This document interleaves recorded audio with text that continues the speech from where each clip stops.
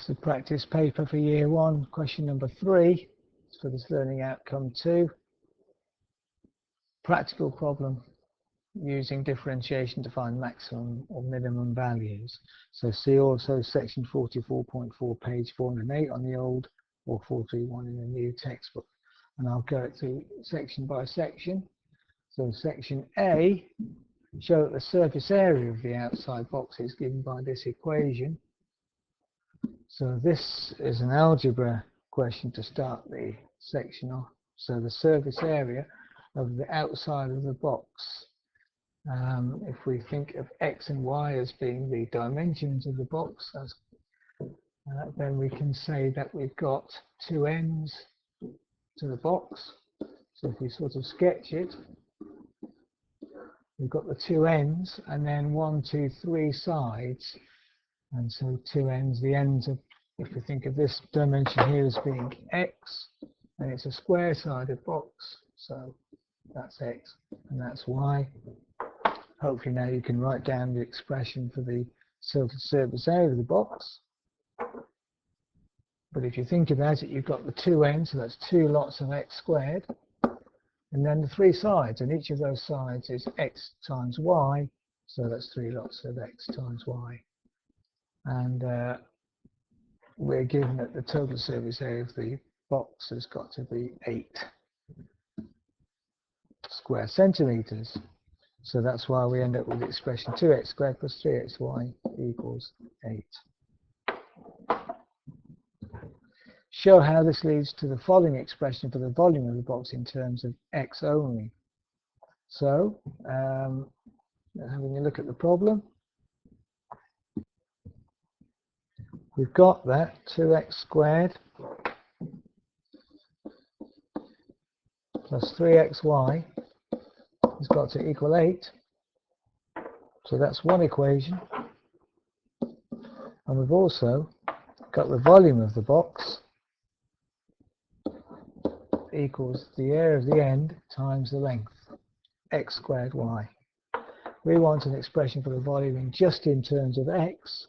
So what we need to do is rearrange equation number 1 for y, and then substitute that into equation 2 and rearrange it to try and get the expression given. So have a go. So from 1, subtract 2x squared from both sides, we get 3xy. 8 minus 2x squared. Then dividing both sides by 3x, we get y equals 8 minus 2x squared all over 3x.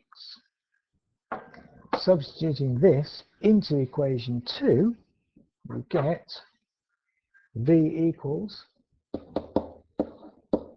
x squared times y, which is 8 minus 2x squared all over 3x.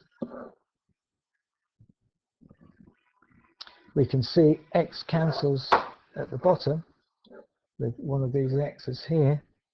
So effectively this means that the volume equals x times 8 minus 2x squared over 3. We can think of it all over 3 like that. Expanding out the bracket, we get volume equals 8x minus 2x cubed all over 3, which we can split up into 2 separate fractions. So we get that the volume equals 8x over 3 minus 2x cubed over 3. Part C says take this expression for the volume, which equals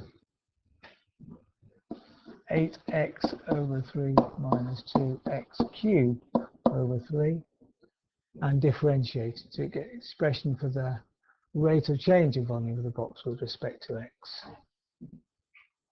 So dv by dx equals 8 over 3, the x disappears, minus 2 3s are 6x squared over 3, but the 3 cancels into the 6 twice, so this gives us that dv by dx equals 8 over 3 minus 2x squared.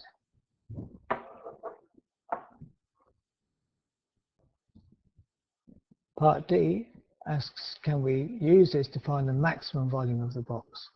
Well, we're using the fact that when we get the maximum volume is when the rate of change in volume of x equals 0. So 8 over 3 minus 2x squared will equal 0.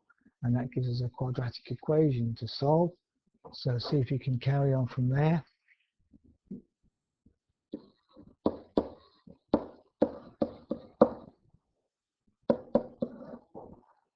So we have that 8 over 3 minus 2x squared equals 0. So adding 2x squared to both sides and then writing it the other way around, I've got 2x squared equals 8 over 3. Dividing both sides by 2, I have that x squared equals 8 over 6. So x equals plus or minus the square root of 8 over 6. I'm going to ignore the negative solution because we can't have a negative length for the box. So we've got x equals 8 square root of 8 over 6, which we can work out in a calculator to be 1.15 centimeters to 3 significant figures. Looking again, of course, not centimeters, meters. So the length of is in meters.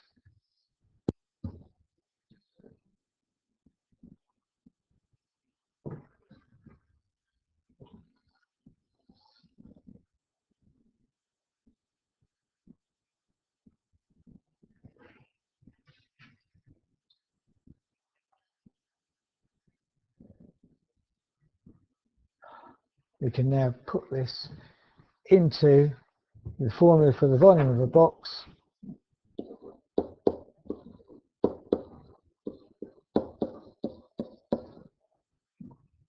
No, that's not the right formula, is it? That's the differential formula.